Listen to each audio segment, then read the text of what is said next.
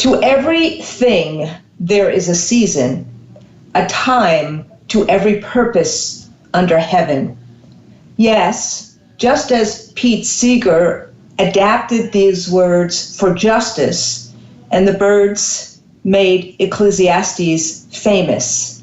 This, my friends, is the season to try to save our democracy. When the AFT conceived of the Shanker Institute over a generation ago, supporting democracy was a key tenet. Al and others thought that those fights were much more focused on foreign lands. But now, as Leo so eloquently said, it is the fight here in the United States. Leo gave me some credit here, but it is Leo Casey, the director of the Shanker Institute, together with many of our colleagues at Onward Together, who brought this conference to its fruition. I'm really grateful to your leadership, Leo, and I am sorry that I cannot be with you today, but family, as all of us knows, come first, and Sharon and I thank everyone for their words of comfort and condolence. So why us and why now?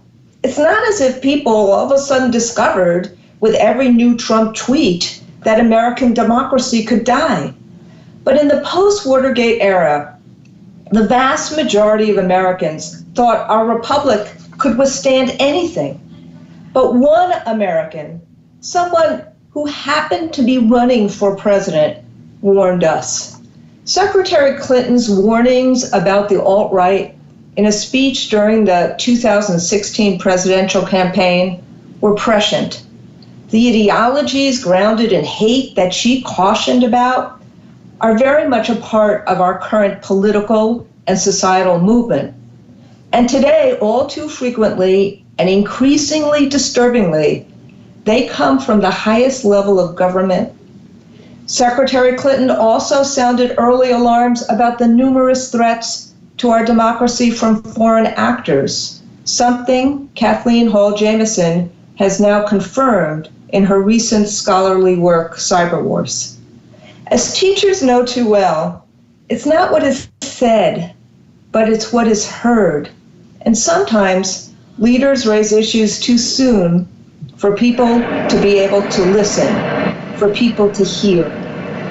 Clearly, not enough people listened to Secretary Clinton in 2016, and the question is whether we are too late. The question is implicit in Stephen Levitsky's and Daniel Ziblatt's book, How Democracies Die. They write that most often today, democracies don't die in a coup overnight. The process is more gradual, at the hand of elected leaders who, after their election, chip away and weaken democratic institutions. Autocrats ally with establishment politicians, and through corruption and power, they undermine democratic norms. So the point now is, how much more evidence and analysis do we need? It is the season to act, and that is the import of this conference today on Constitutional Day.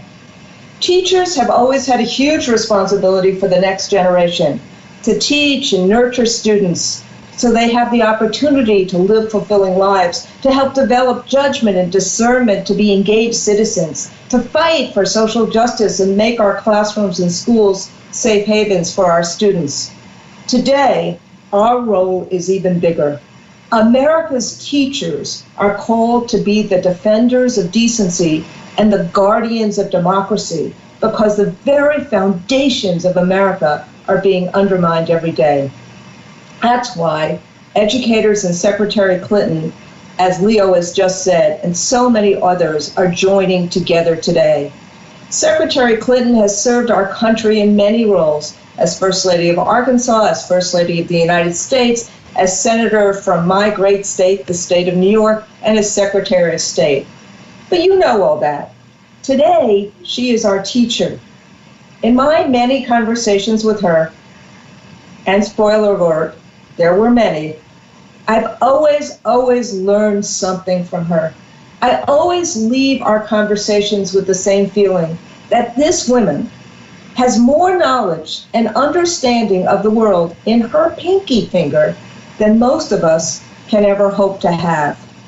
But what we have is the wherewithal to teach and to teach civics, to help young people connect the dots on democracy. Kids often doubt their power to bring about change, but the potential is there to be empowered, to gain knowledge, to have a hand in making things better locally or nationally. But it's not just our students. It's the power to engage others, to convince them not to sit on the sidelines.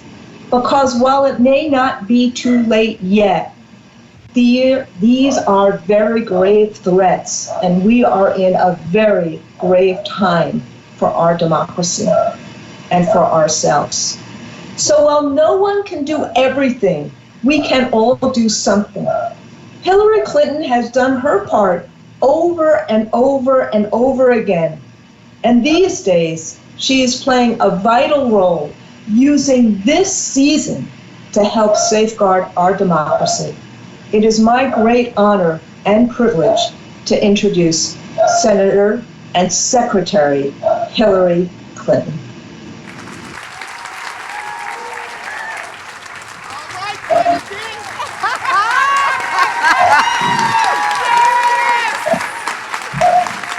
Good morning. Good morning. Thank you. Good morning. Good morning. It's absolutely wonderful to be back at GW, especially on Constitution Day, and to have this opportunity to join with so many other concerned citizens about the subject of defending our democracy. So I thank GW for hosting us, and I especially thank Leo Casey and the Shanker Institute, which is doing tremendous work, providing a forum to bring people together to discuss some of the critical issues that we all face. And of course, my deepest thanks to my longtime friend, Randy Weingarten. Randy is not only an inspirational and effective leader of the AFT, but she is someone who, as you just saw in her introduction, understands deeply the responsibility that we have from generation to generation to pass on the fundamentals of our democracy and to understand that we can't take anything for granted.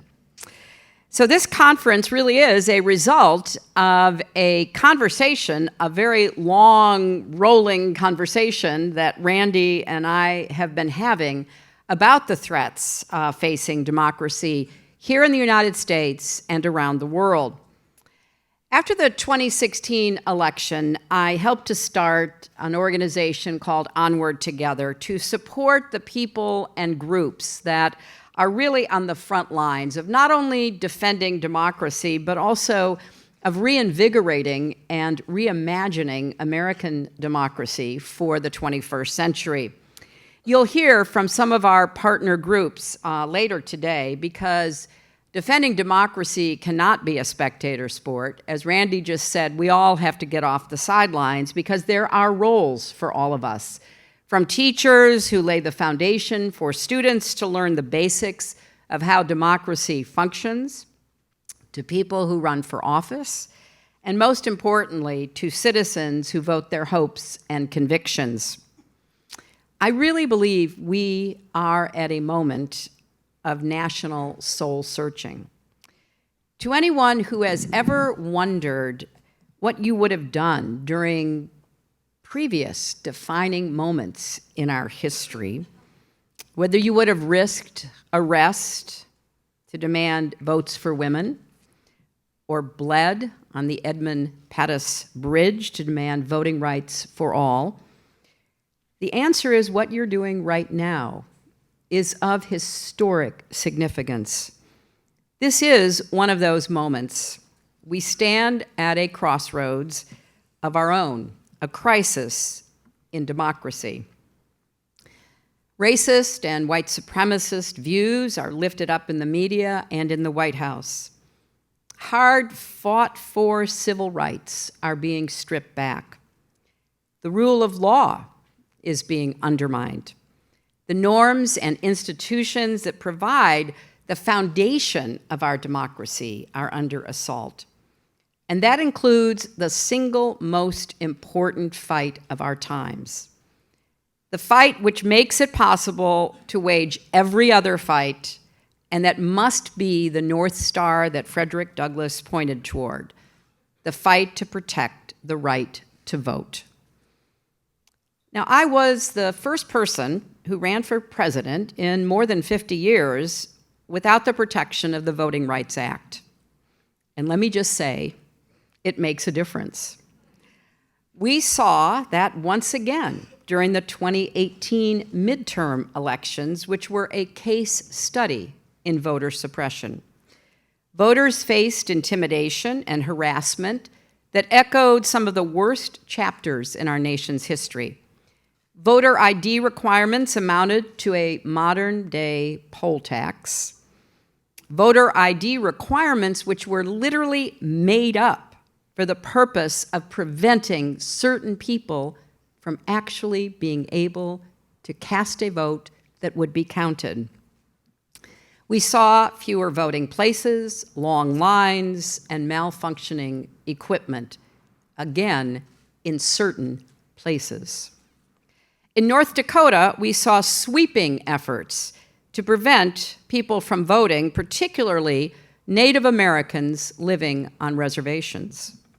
In North Carolina, Republican operatives illegally collected absentee ballots, filled them in, and mailed them from post offices near voters' homes. And don't you find it interesting that all of the politicians who have argued for years for stricter ID rules and limits on early voting are curiously quiet about these proven abuses? That is no accident.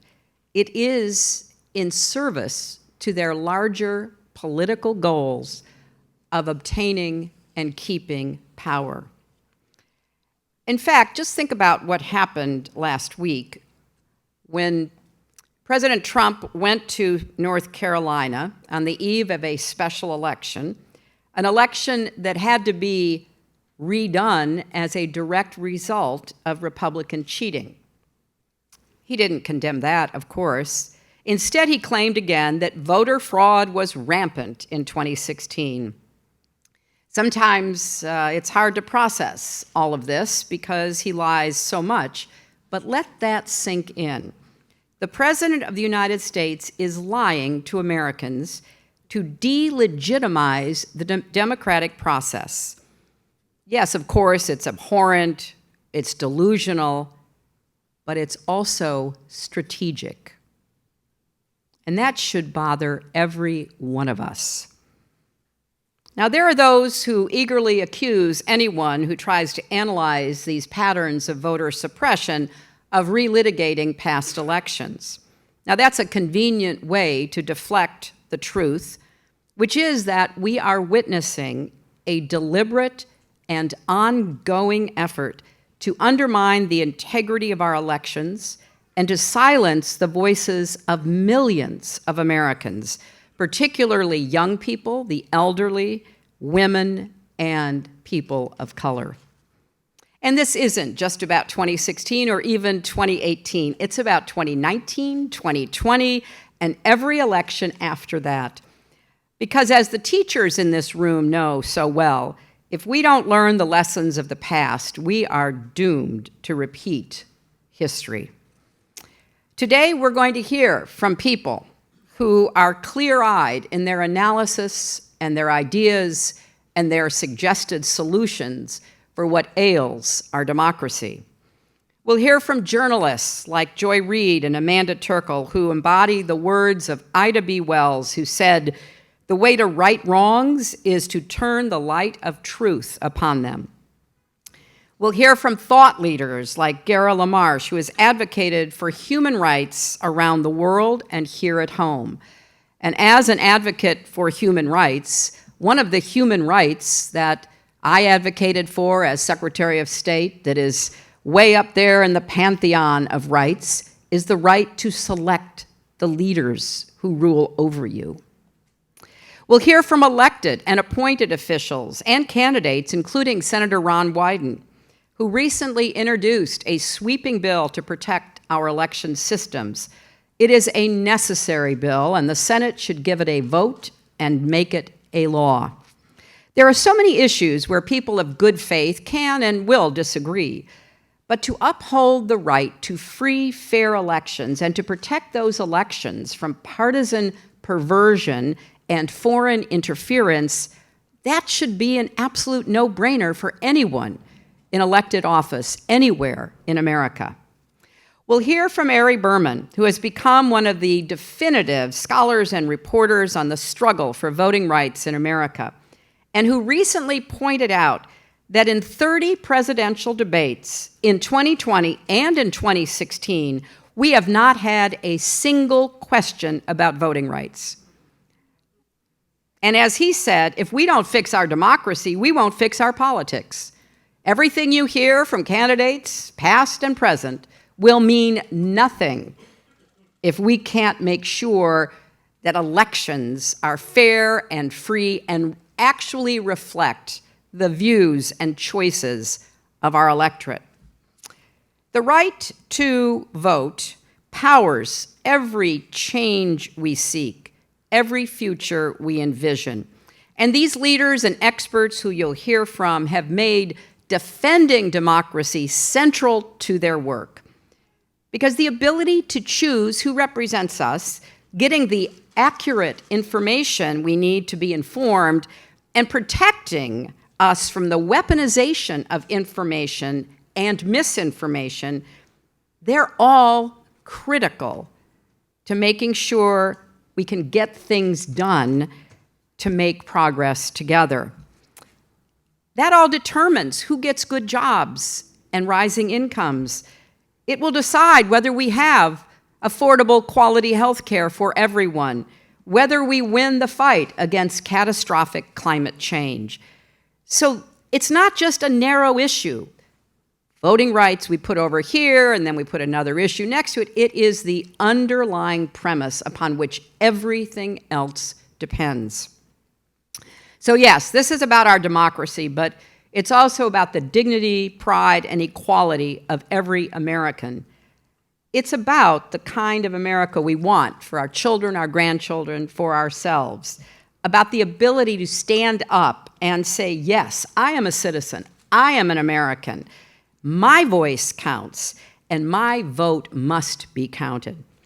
No matter where you come from or what you look like or how much money you have, that should mean something absolutely sacred. I think it means everything. It's why the forces of corruption and power, ideology and dominance at home and abroad are trying to distort and undermine our values, our trust and confidence in ourselves and in each other. So, I've talked with many of the Democratic candidates for president, as you might guess. I've answered their questions about everything from digital outreach to investments in the early states. And I've ended every conversation by saying to each one, let me tell you what I think the biggest obstacle might very well turn out to be, and that is this. You can run the best campaign, you can have the best plans, you can get the nomination, you can win the popular vote, and you can lose the Electoral College and therefore the election for these 4 reasons. Number 1, voter suppression. We saw what happened in Georgia, where Stacey Abrams should be governor of that state.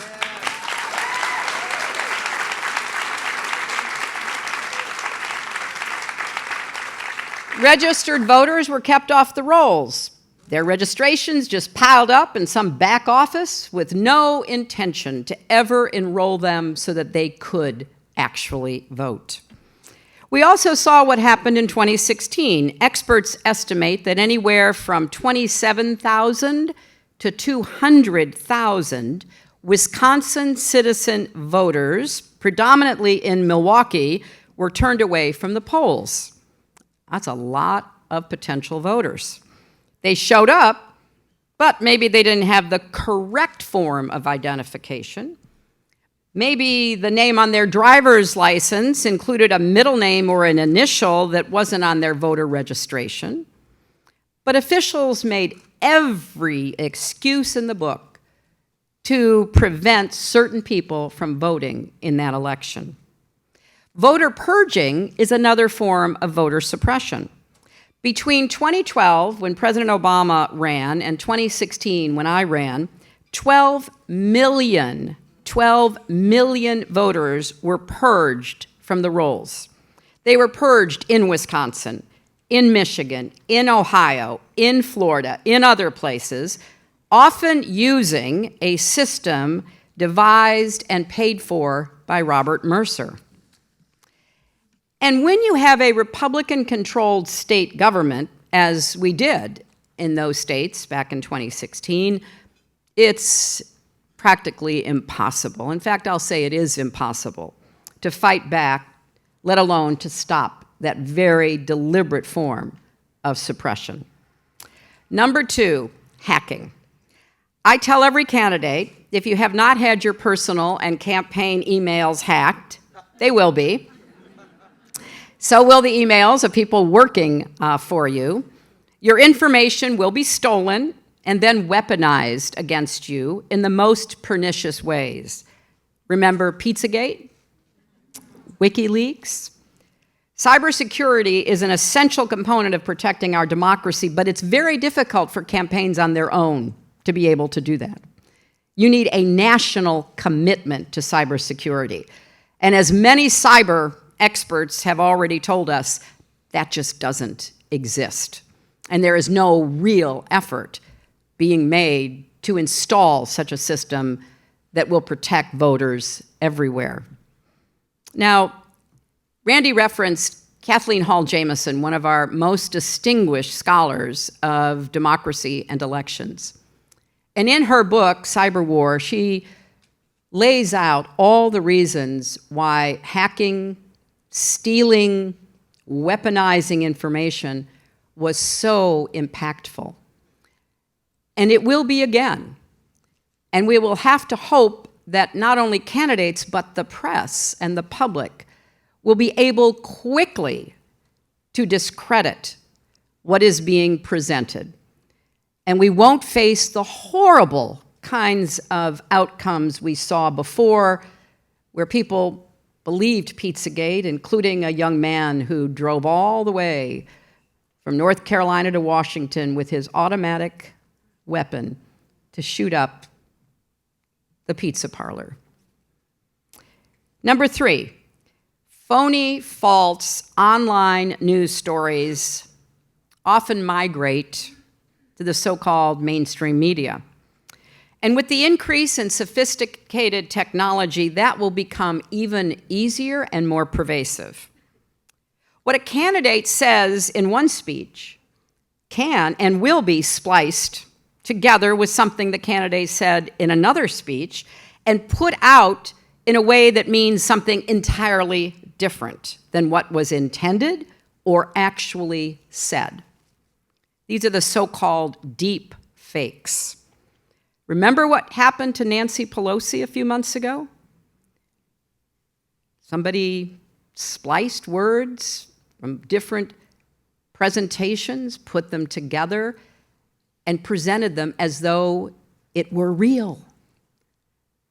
And think how hard it was to convince the major tech platforms who admitted it was fake to take it down. Some did, but many did not.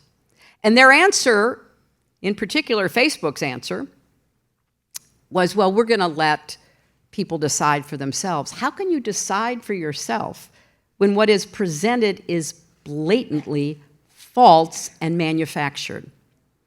And it's not only so-called news stories.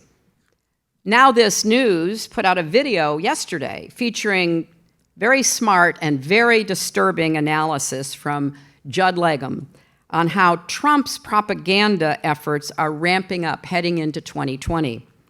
The Trump campaign is already spending hundreds and hundreds of thousands of dollars on Facebook each week to spread fake endorsements and outright lies about Democrats. They have been doing this since after the 2017 inauguration, but it's getting at an even higher velocity now. And even though these posts violate Facebook's stated terms of service, they're still up. Facebook is still paid for them. And the people who are targeted to receive them still believe them. Number 4 is the lack of security in our election system itself. Consider the fact that the Trump administration even finally had to admit that the Russians actually were in 2 counties' election systems in Florida. We actually know it's more, but they won't admit that. Representative Stephanie Murphy did an incredible statement the other day saying, I have been briefed, along with my Republican colleagues, about what actually happened in Florida, but I am prohibited from telling you. Think about that. A direct assault by a foreign adversary on a state's election system, and citizens of that state and our country can't know about it, can't know the details. How are we to protect ourselves? Now, we know, therefore, that's only the bare minimum of what actually happened. We don't know the specifics of everything, but as the Mueller report, still a very good source of information, despite the disinformation campaign against it, as the Mueller report concluded, the Russian government interfered in the 2016 presidential election in a sweeping and systematic fashion. I don't think sweeping and systematic describes 2 counties in Florida. A lot of states and localities, even if they were so inclined and technically capable, are not prepared to defend themselves against present and future interference. Again, even officials in this administration, one of whom is no longer there, the former Director of National Intelligence, Dan Coates, made it very clear the Russians are in our systems today. As the lawyer and election integrity advocate Jennifer Cohn has pointed out, in recent years, we've seen practices that should concern us all, from remote access software installed in election management systems to ballot scanners that connect to the internet, opening them up to potential hacking. So this is a both sides problem. It's a problem of a foreign adversary actually interfering, hacking, and it's a problem of our own decisions about what kinds of equipment and systems we're going to employ. Both of those deserve the most serious attention. I commend the House of Representatives for passing important election security laws. But as Nancy Pelosi has said repeatedly, the laws they pass in the House go to die in Mitch McConnell's Senate. And there is no way we can have the kind of secure election that we need without changing our laws and following it up with real investments. When we add this all up, we have a fundamental set of threats to the bedrock of our democracy. And anyone who stands in the way of confronting those threats, from Mitch McConnell and his allies to the president himself, is abdicating their responsibility to protect and defend the Constitution. You know, one of the most perceptive observers of our early democracy was the French writer Alexis de Tocqueville. He wrote about America, this brand new experiment in the 1830s, and he used a phrase I particularly love. He talked about habits of the heart to describe what he found here, a nation of rugged individualists who also believed in community. Like Benjamin Franklin, for example. He formed the first volunteer fire department because he figured out if your neighbor's house is on fire, it's your problem too. Well, if any part of our election system is on fire, it's our problem too. And that is also the case for what's happening in other countries that are facing their own threats to democracy. When I was Secretary of State, I traveled to 112 countries, and one of the main things I talked about were free and fair elections. It's one of the reasons why Vladimir Putin dislikes me so much, is because that was a direct threat in his mind to his ongoing rule. But we used to have a phrase about authoritarian leaders who would be originally elected or appointed pursuant to the rules of election, like Mussolini, like Hitler. And we would say about them that they believed in elections, all right. They believed one and you're done. Get in, change the rules to perpetuate your own power, to grow your own authoritarian rule. So we have our work cut out for us, but actually I'm quite optimistic because there's a rising tide of people who understand this, and you will hear from some today. You'll hear from Leah Greenberg, who uses the tools that Indivisible has created to help citizens participate in their government. You'll see it in Voto Latino, led by Maria Teresa Kumar, which is dedicated to empowering and encouraging people to cast their ballots. To former Attorney General Eric Holder's efforts to fight gerrymandering, because you have to also be sure that when you vote and your votes are counted, that it's reflected in who represents you. And as Eric knows so well, gerrymandering is one of the most pernicious tactics used to enshrine minority rule. And you'll hear it from leaders like Andrew Gillum, who refused to give up after he lost an election for governor in Florida that was neither free nor fair and certainly not transparent. And he is now committed to fighting for voting rights. A lot of the groups that I'm privileged to work side by side with through Onward Together are fielding bold, creative solutions to the urgent challenges we face. As one of my favorite Americans, Harriet Tubman, famously said, if you hear the dogs, keep going. If you see the torches in the woods, keep going.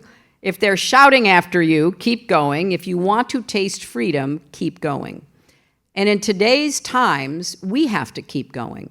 We can't be deterred by ridicule or by undermining of what we know has to be done to preserve our democracy. And so I thank each and every one of you for being here and sharing in this conference. And again, I thank the Shanker Institute, Leo, Randy, and everyone for putting it on with Onward Together.